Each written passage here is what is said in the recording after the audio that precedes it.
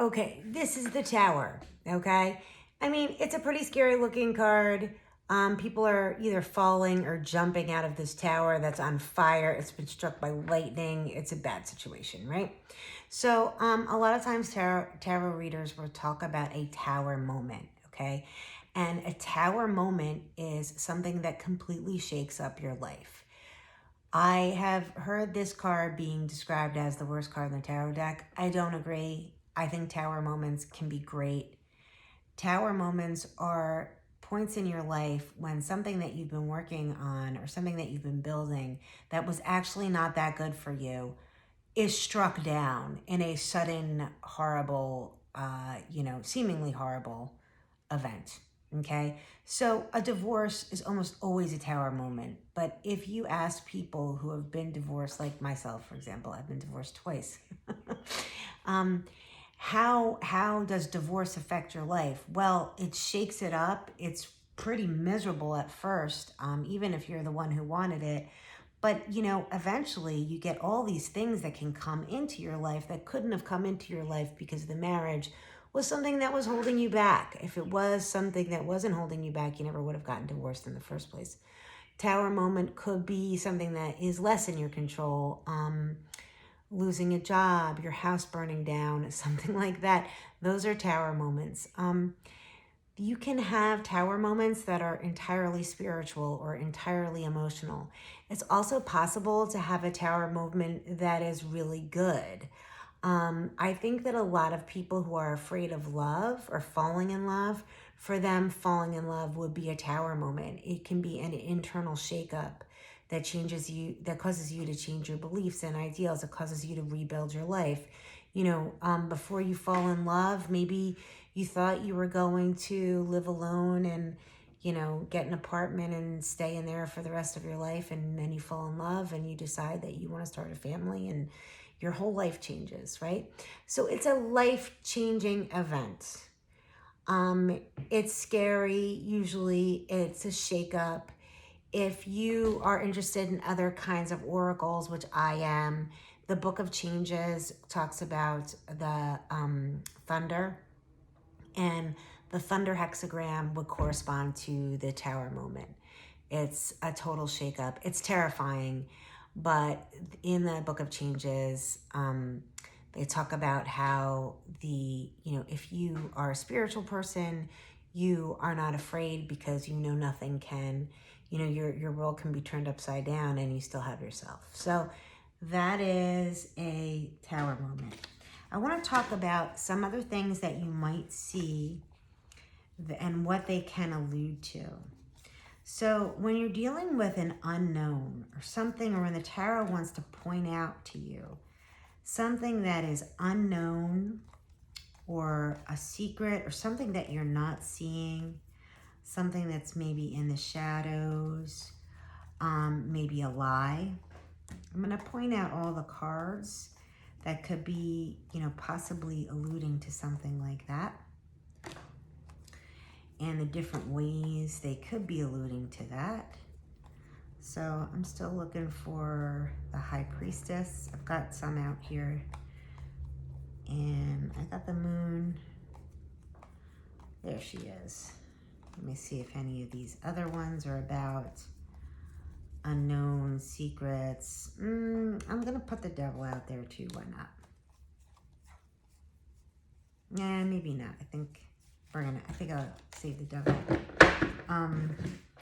But here are some cards you might get when things are confusing. There's some element of something that's unknown. The tarot cards are pointing to you that you're not seeing the whole picture, that, there's something behind the veil. And let's start with the Moon. Okay. So the Moon card with modern tarot readers is really represented negatively, which I don't like. The Moon is not a negative card. It is the gentle light. It is pretty much darkness.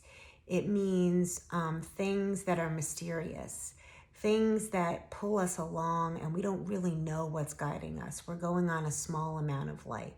We're navigating through the darkness.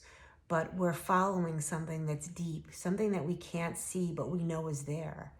And we're following that. That's the moon. But the moon can pop up when there's a secret, when there's something that you don't know, when there's an unknown. And if the moon is in reverse, then the negative sides really do come out. It could be something that you're keeping from yourself, something that you're keeping from somebody else, something that somebody is keeping from you. It could be that you are like intoxicatingly drawn to something that is negative for you, especially if you see it with the devil. So I did actually bring out the devil, but the devil paired with anything brings out like the excess or the too much or the downside of that thing. So the moon is something, if you get this card, know that there's something under the surface. Maybe there's something that you don't know. There's a mysterious force pulling you along, and you might know that, or you might not know that.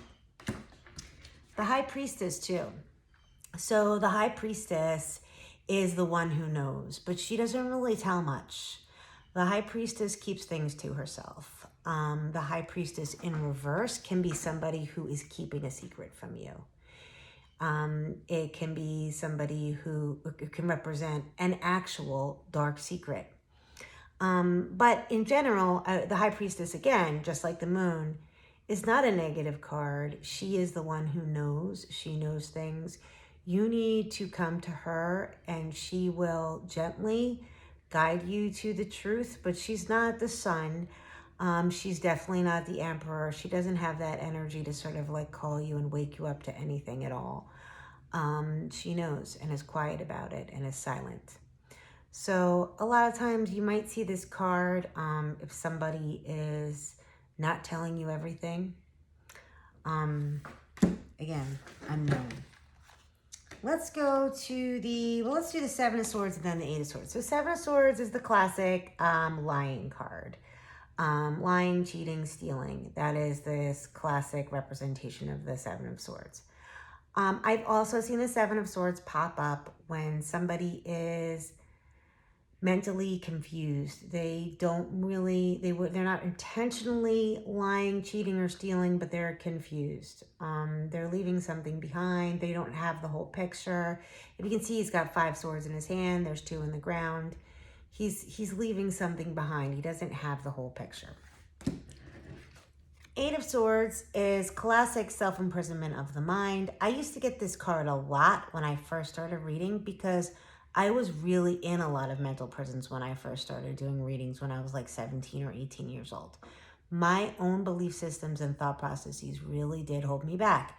This card really scared me and bothered me back then because I felt just so trapped, and the cards kept telling me that, all I needed to do was take off my blindfold and just unravel myself, and I could walk through the seeming prison that was, around me, but it didn't feel that way to me.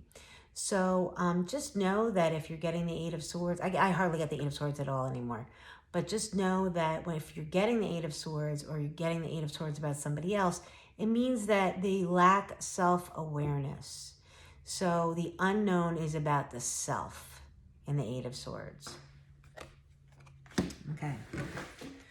Two of Swords. So Two of Swords is not so much an unknown as an unwillingness to look at the outside world. Two of Swords is stalemate. I've talked about this before. I definitely have talked about Two of Swords because I did twos. But it can be a sort of blindness if it's in reverse. It's, the excess of that energy. You remember, I think I told you that reversals are like a concentration of the energy. It's like getting stuck on the energy. So it's like not wanting to see both sides of the situation because they seem equal, just sort of like a reluctance to see the truth. Okay, so those are some cards that might come up if there's something that you're not seeing. If you get the Devil with it, okay, it refers to an obsession, an addiction, something toxic about the unknown thing that you're seeing. Okay, if you get one of those cards And then you get the sun. Let me find the sun. The sun, oh, here we go. The sun is frequently described as the happiest card in the tarot deck. I think that's BS. I do not think the sun is the happiest card in the tarot deck. I think the sun is the revealer of the truth. So if you get one of these cards and then you're doing your reading and the sun comes out with it as a clarifier or as like the near future, somehow the sun is coming and, you know, if the sun comes out with the Eight of Swords, that means you get out of this mess. You become self-aware, or she does, or whoever it is that's referring to. That cycle is broken. If the sun and the moon come out together, well, do know that they are in a relationship, the sun and the moon, but the relationship is unequal. So it's not like, you know, the King and the Queen of Cups, or, you know, a relationship, or the Emperor and the Empress. The relationship is essentially unequal. But the sun to the moon is taking away the moon's mystery. So this is the mystery, the darkness of the nighttime, but the light of the nighttime too. You know, so it's not total and utter darkness. The moon does provide some light, but not all of the light. You see things a little bit differently in moonlight than you do in the sunlight. And then boom, the sun comes in and just, you know, brings out the clarity. Okay. Let me see where else. Oh, if you get the sun with the Seven of Swords, whatever lying, cheating, or stealing is going on, the sun is, you're going to find out what the lie is. You're going to find the cheater. You're going to find the thief. It's going to be revealed, right? The sun to the High Priestess, I wouldn't see it the same. And I just got to say that because these are both very spiritual energies. The High Priestess knows, right? The sun doesn't know but reveals. So I would see this as revelation of a spiritual truth. Okay, instead of like a secret coming to light, I would say this is revelation of a spiritual truth. Okay.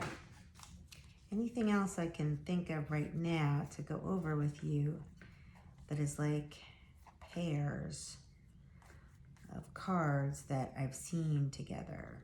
Oh yeah, let's talk about the Wheel of Fortune.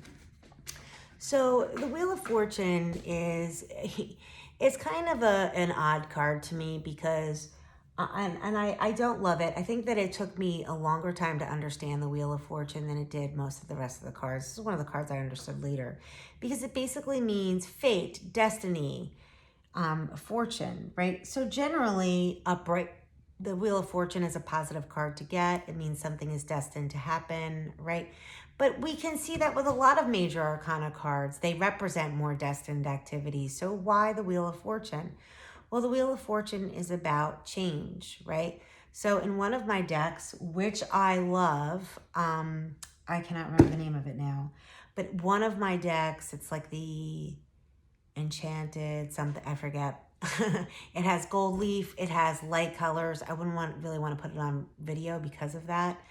But it actually has the Grim Reaper holding the Wheel of Fortune. And I find that to be so profound because that's really what it is. Death comes in and changes everything, right? So the Wheel of Fortune is that turn of the wheel.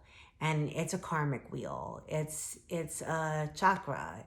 It's, you know, the Wheel of Fortune is not flat like that. It's a ball, right?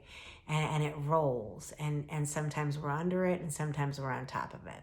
So when this card pops out, you can expect a change in somebody's fortune. It indicates that there's going to be a change. It could be a tower, right? We talked about tower. It could be a lot of things. And that's why I feel like the Wheel of Fortune doesn't really stand alone. You know, it's a card that, you know, works in tandem with other cards, which really all of them do. But some of them by themselves also have like a great meaning to me. Okay, so that's all for now.